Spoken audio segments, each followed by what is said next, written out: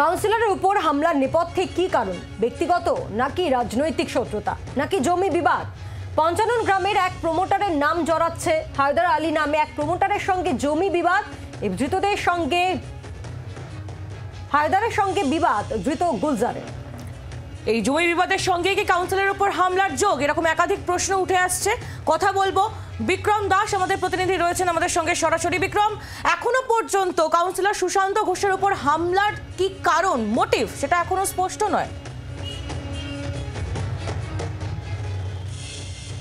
দেখো, যে কোনো অপরাধের পেছনেই কোনো না কোনো মোটিভ বা ইন্টেনশন বা নলেজ থাকে। এক্ষেত্রে দাঁড়িয়ে যেটা সবথেকে গুরুত্বপূর্ণ বিষয় হলো যে কাউন্সিলর সুশান্ত ঘোষের ওপরে যে খুনের চেষ্টা হলো, যে তার উপরে হামলার ঘটনা ঘটলো, তার নেপথ্যে কি উদ্দেশ্য রয়েছে, কি মোটিভ রয়েছে, কারা এর পেছনে রয়েছে, কে মূল চক্রী, কে মূল ষড়যন্ত্রকারী, এই প্রশ্নের উত্তর পেতে কিন্তু কার্যত কলকাতা পুলিশের আধিকারিকরা যেটা জানাচ্ছেন যে যেই তিনজনকে এখনো পর্যন্ত গ্রেফতার করা হয়েছে, যার মধ্যে অন্যতম চক্রী যে নিজেকে ইকবাল বলে পরিচয় দিয়েছিল, আদপে তার নাম গুলজার ওরফে আফরোজ, তাকে গ্রেফতার করার পরও কিন্তু এখনো পর্যন্ত সেই ধোঁয়াশা কাটছে না, কারণ তার বক্তব্যে একাধিক অসঙ্গতি রয়েছে এবং তিনি পুলিশকে বরাবর মিসলিড করার চেষ্টা করছে, এমনটাই তদন্তকারীরা জানাচ্ছেন।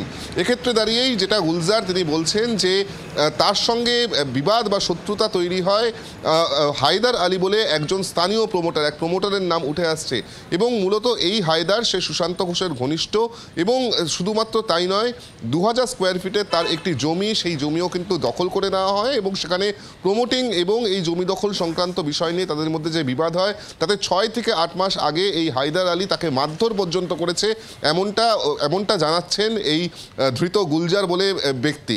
এবং সেই বক্তব্যকে সামনে রেখেই তদন্তকারীরা যেটা জিজ্ঞাস্য যে কেন তাহলে সুশান্ত ঘোষকেই কেন টার্গেট করা হলো? যদি শত্রুতা থাকে, যদি তাদের সঙ্গে কোনো বিবাদ থাকে, তাহলে হায়দার আলীর উপরে কোনো অ্যাটাক হলো না, কিন্তু সুশান্ত ঘোষের উপরে অ্যাটাক করা হলো কেন?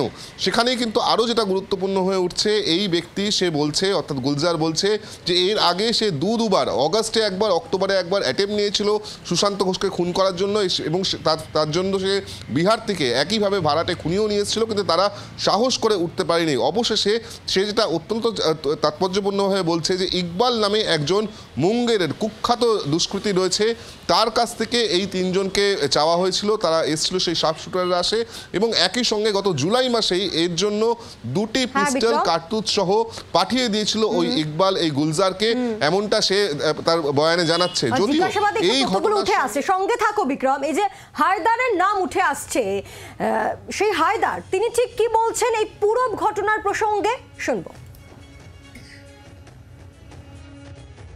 আমার গুলশানে থাকে, ওই আসা যাওয়া করি, দেখি বাস না। কালকে তো একটা মিডিয়াতে দেখলাম আমি, বললো না কি 2000 এরিয়া থেকে কোনো একটা গন্ডগোল হয়েছে, যে 2000 এরিয়াতে যদি কোনো কবজা কোনো কথা থাকে তাহলে এটা কেসটা আমাকে মারতো বা আমার উপর প্ল্যান করতো, কিন্তু বাইরে থেকে লোক এনে সিস্টেম্যাটিক প্ল্যান করে দাদা উপর এখানে এসে কন্ট্যাক্ট করা, মানে এটা তো জাস্ট মোরা, এটা পিছনে বড় গেম আছে। আফরোজ, আমি গুলশানের দায়িত্বতে আছি, দাদা আমাকে দায়িত্ব যেখানে গুলশানে দেয়, আমাকে দুটো দাদা কথা বলে কি এখানে অ্যান্টি সোশ্যালকে সাপোর্ট করবি না, আর কোনো পুকুর ভরাট এখানে যদি হয় আমাকে তুই বলবি। আমার কাজ ছিল দাদা সপ্তাহে একদিন 8 ঘন্টা দিয়ে যায়, দাদা যাওয়ার পর আমি পুরো সপ্তাহ ওখানে থাকি, দাদাকে যে আপডেট ওখান থেকে দিই, ওখানে ভালো ভালো যদি লোক আমার সাথে কাজ করি, কিন্তু এখানে যে কমপ্লেন করছে কি 2000 এরিয়া জন্য যদি ওটা হয় তাহলে আমাকে মারতে ইজি, আমি তো গুলশানে ঘুরি।